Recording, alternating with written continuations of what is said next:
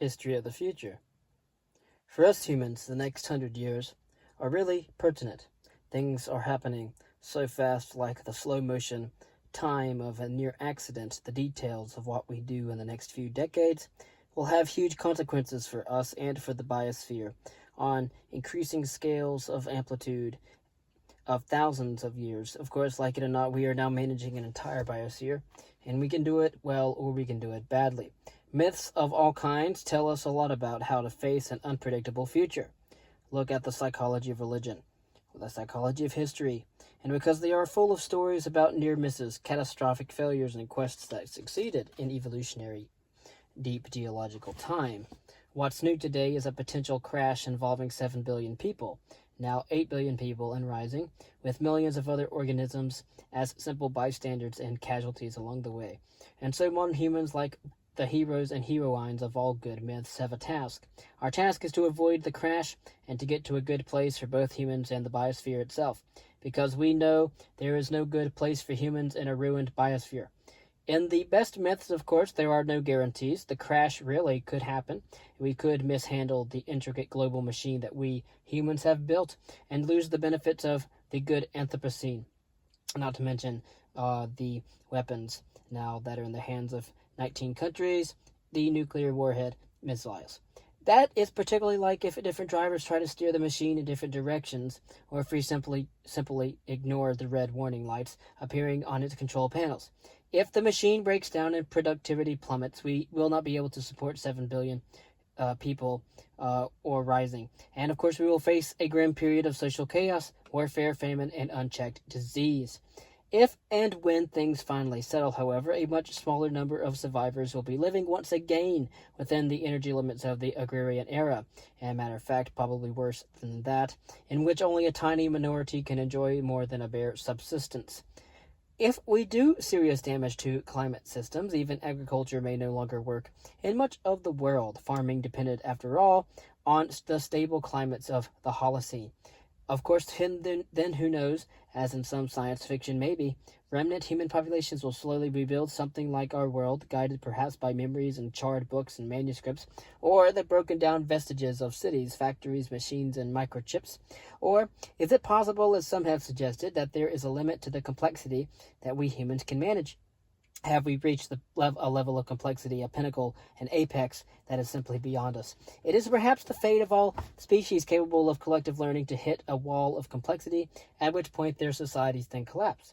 Is it that we humans have not yet contacted any other species capable of collective learning? And in the Greek myths, the gods punished Sisyphus, the king of Corinth, for being too clever and too ambitious. Of course, advised presumably by entropy, they condemn him to push a boulder up a mountain and watch it roll down again forever and ever. Of course, these are very bleak scenarios, but we cannot ignore them. The universe really is indifferent to our fate, and it's a vast ocean of energy for which individual wavelets such as us are ephemeral, passing phenomena. The hardness of all great myths, Joseph Campbell wrote, is balanced by an assurance that all we see is but the reflex of a power that endures, untouched by the pain. Thus the tales are both pitiless and terrorless, suffused with the joy of a transcendent anonymity regarding itself and all of the self-centered, battling egos that are born and die in time. End quote. Modern science captures the universe's terrifying indifference in the first and second laws of thermodynamics. But we humans, like all living organisms, have goals, and we set out on long journeys in order to achieve those goals despite the indifference of the universe. And stories from all cultures, despite these dangerous journeys that do not always succeed, but sometimes do. The journeyers endure periods when everything seems lost, periods, of course, of great suffering. There are sudden, unexperienced, or unexpected interruptions to their quest. Helpers appear as well, gods or friends, and there are lucky breaks as well. So in all mythological traditions, quests can and do succeed. Of course, alertness, determination, and the hope, as well as perseverance, these are the crucial virtues of anyone on a quest, because the journeyer who misses opportunities or gives up too soon or who despairs must fail. Any traditional storyteller could have told us that these are the qualities that we humans will need as we face an unpredictable future, a future of mystery full of both dangers and opportunities. Of course, our discussion of the good and bad Anthropocenes tell us what the goals of the human quest are right now. Of course, the first is to avoid a crash, and if we can do that, there are two other goals: to ensure that the benefits of the good Anthropocene are available to all humans, and to ensure that the biosphere continues to thrive. Because if the biosphere fails, no quest can succeed. Our challenge then is to achieve these goals, even if they often seem to point in different directions, sometimes toward indulgence, sometimes toward restraint. Lest this sound too grandiculate, here now is the human quest described in the preamble to the United Nations, or the UN document titled Transforming Our World, published in the year 2015. Quote, all countries and all stakeholders acting in collaborative partnership will implement this plan. We are resolved to free the human race from the tyranny of poverty and want to heal and secure our planet. We are determined to take the bold and transformative steps which are urgently needed in order to shift the world onto a sustainable and resilient path. As we embark on this collective journey, we pledge that no one will be left behind, end quote. The document then continues, people, we are determined to end poverty and hunger in all their forms and dimensions, to ensure that all human beings can fulfill their potential in dignity and equality and in a healthy environment. Planet, we are determined to protect the planet from degradation, including through sustainable consumption and production, sustainability, managing its natural resources, and taking urgent action on climate change so that it can support the needs of the present and future generations. Prosperity. We are determined to ensure that all human beings can enjoy prosperous and fulfilling lives, and that economic, social, and technological process occurs in harmony with nature. There follows 17 Sustainable Development Goals and 169 specific targets that are to be achieved, and if all goes well, over the next 15 years. It is easy to be skeptical, however, and some cynicism is appropriate. Nevertheless, for someone who grew up in the mid to late 20th century and early 20th century, when there's little understanding of the dangers of the bad Anthropocene, it is remarkable to read such declarations from a body that represents most nations on the face of our planet. Soon after the Sustainable Development Goals were published, another landmark document appeared called the Paris Accord on Climate Change. This was adopted on the 12th of December 2015 at a United Nations conference attended by 195 nations. It came into force on the 4th of November 2016 when enough nations had formally ratified it. Its aims are as follows. A.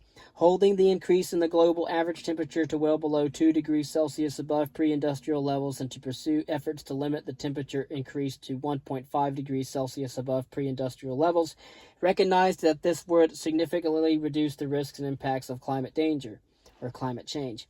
B. Increasing the ability to adapt to the adverse impacts of climate change and foster climate resilience and low greenhouse gas emissions development in a manner that does not threaten food production. C. Making finance flows consistent with a pathway towards low greenhouse gas emissions and climate resilient development. The tension between these two documents captures many of the difficulties of the quest for a better world, because it really is not clear that carbon dioxide emissions can be held to the declared targets without drastic cuts in the use of fossil fuels. Are those cuts compatible with sustained growth? Perhaps if renewable energy output increases rapidly enough, but the task would surely be eased if there were a greater commitment to redistribution and a willingness to accept slower rates of economic growth. Our modern origin suggests a helpful analogy, that of a chemical activation energies. Activation energies provide the initial kick that gets final chemical reactions going, of course, but once they are underway, less energy is needed. Perhaps we can think of fossil fuels as the activation energy that was needed to kick-start today's world. Now that this glossy new world is in motion, we can keep it all going with smaller and more delicate energy flows, like tiny flows electron by electron or proton by proton, that are managed by enzymes and that energize living cells. Perhaps can we intimate respiration, big life's delicate, non-destructive equivalent of fire. The idea of fossil fuels as activation energy suggests something else about today's world. The turbulent dynamism of recent centuries is typical of all periods of creative destruction. It is the human equivalent of the gravitational energies that created stars. At once the violent energies of creation have done their work, we expect a new and more stable dynamism As something new takes its seat in the universe, like our sun, we can perhaps settle into a period of dynamic stability, having crossed a new threshold and build a new world society that preserves the best of the good Anthropocene. Perhaps the idea of endless growth is completely wrong. Perhaps the destructive dynamism of recent centuries is only a temporary phenomenon. After all, living life within a framework of social and cultural stability has been the normality for most of human history and for most human societies. And that is why an understanding of what it means to live richly and dynamically in a less changeable world is preserved within the cultures of many modern indigenous communities, whose people see themselves primarily as custodians of a world larger and older than themselves. Through unfashionable at present, the idea of a future without continuous growth has popped up regularly in discussions by philosophically minded economists. Of course, many 18th century economists, including Adam Smith, feared a no-growth future, seeing it as the end of progress, but John Stuart Mill welcomed such a future as a refreshing contrast to the frenetic gold rush world of the Industrial Revolution. In the year 1848, J.S. Mill wrote, "I confess I am not charmed with the ideal of life held out by those who think that the normal state of human beings is that of a struggle to get on, that the trampling, crushing, elbowing, and treading on each other's heels, which form the existing type of social life, are the most desirable lot of humankind, or anything but the disagreeable symptoms of one of the phases of industrial progress." End quote. Instead, he argued the best state for human nature is that in which, quote, while no one is poor, no one desires to be richer, nor has any reason to fear being thrust back by the efforts of others or to push themselves forward. End quote. Growth was still needed, he stated, in many poorer countries, but the richer countries were more in need of a better distribution of wealth. With basic necessities taken care of, the task for them was to live more fully or satisfactorily, rather than to keep acquiring more material wealth. A stationary condition of capital and population implies no stationary state of human improvement.